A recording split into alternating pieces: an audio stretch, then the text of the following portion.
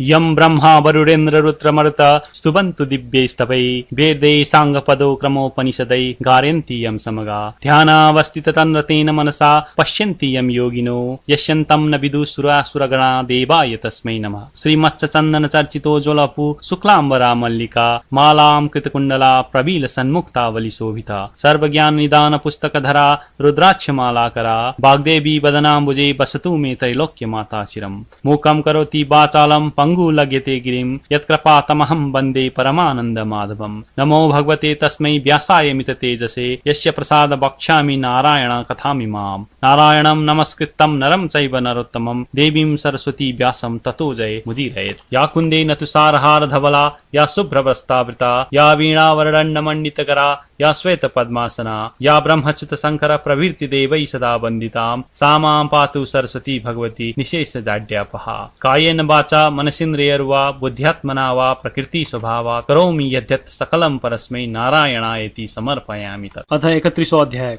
कुमारजी आज्ञा गर्नुहुन्छ, हे अगस्त्य मुनि ध्यानपूर्वक सुन।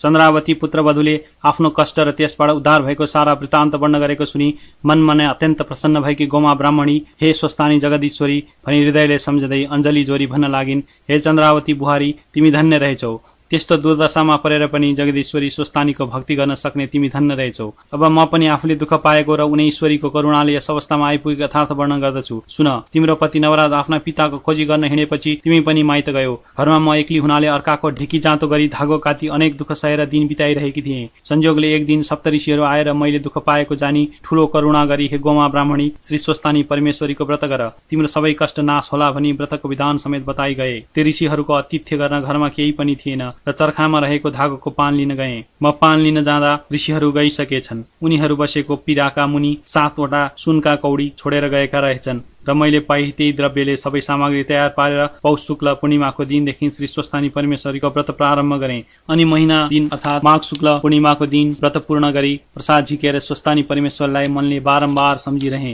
र जागराम बसे। ईश्वरीको कृपाले त्यही रात्रि तिम्रो स्वामी नवराज आइपुग्यो। मलाई बाहिरबाट डाकेको सुनेर तत्काल बाहिर आएर डाकी भित्र लगे अनि खान पिन दिई, नवराज तेरा पिताको के समाचार छ भनी सोधे र तेरा स्वामी नवराजले मलाई भन्यो, हे माता मेरा पिता भिक्षा माग्न गएका गंगा तटमा पुगेर नित्य पूजा गर्न फलफूल माग्न गएछन् अनि फलफूल टिप्न वृक्षमा चढेका संयोगले वृक्षको हाँगा भाँची लडेर मरेछन्। यति नवराजले भनेको सुनि म शोक गर्न लागे अनि नवराजले मलाई शोक चिन्ता नगर्नुहोस् भनी बुझायो र हे माता आज यति रातसम्म नसुतेर किन जागराम बसिरहनु भएको भन्यो। र मैले भने, हे पुत्र हे नवराज श्री स्वस्थानी परमेश्वरीको व्रत गरे र उनी जगदीश्वरीलाई सम्झेर जागराम रहेकी हुँ भनी बुझाए। अनि प्रातःकाल भयो र नवराज गंगा स्नान गर्न गयो। गंगाबाट हरिहर प्रकट भई, हे नवराज तेरी माताले श्री स्वस्थानी परमेश्वरीको व्रत गरेकोले हामी प्रसन्न भयौं। लावण्य देशमा राजा छैनन्, हात्तीलाई राजा खोज्न लगाइएको छ, त्यहाँ आउनु, तँलाई अभिषेक दिलाउनेछौं, राजा हुनेछस् भनी वरदान दिई अन्तर्ध्यान भएछन्। र नवराजले घर आई मलाई सारा वृत्तान्त सुनायो अनि मैले श्री स्वस्थानी परमेश्वरीको प्रसाद दिई, हे पुत्र नवराज हरिहरको वरदानले लावण्य देशको राजा बनेस् भनी आशीर्वाद दिएर यहाँ पठाए र उनी ईश्वरीको कृपाले यो ऐश्वर्य पाई सुखी भयौं। अब पनि बाँचुन्जेलसम्म सधैँ श्री स्वस्थानी परमेश्वरीको कृपाले यस लोकमा सुख सन्तोष र सम्पत्तिको भोग गरी परलोकमा परम गति कैलाशवास होला। यति उपदेश दिई आफ्नो बितेको यथार्थ वर्णन गरिसकी फेरि अरू पनि अर्ती दिन लागिन्। तिम्री चन्द्रावती र लावण्यवती दुवै बुहारी सुन जस्तै सूर्यनारायण नभएको दिन र चन्द्रमा नभएको रात उज्यालो वा शोभित हुँदैन। त्यस्तै प्रत्येक मनुष्यको पनि घरमा असल स्वभाव भएकी पत्नी छैन भने त्यसको घर सप्रन्न। अब मेरो वृद्धावस्था भयो। तिमी दुवै दिदी बहिनी आपसमा मिलेर यो राज्य लक्ष्मी थामी मेरो पुत्र नवराज राजाको सेवा चाकरी गरेर बस।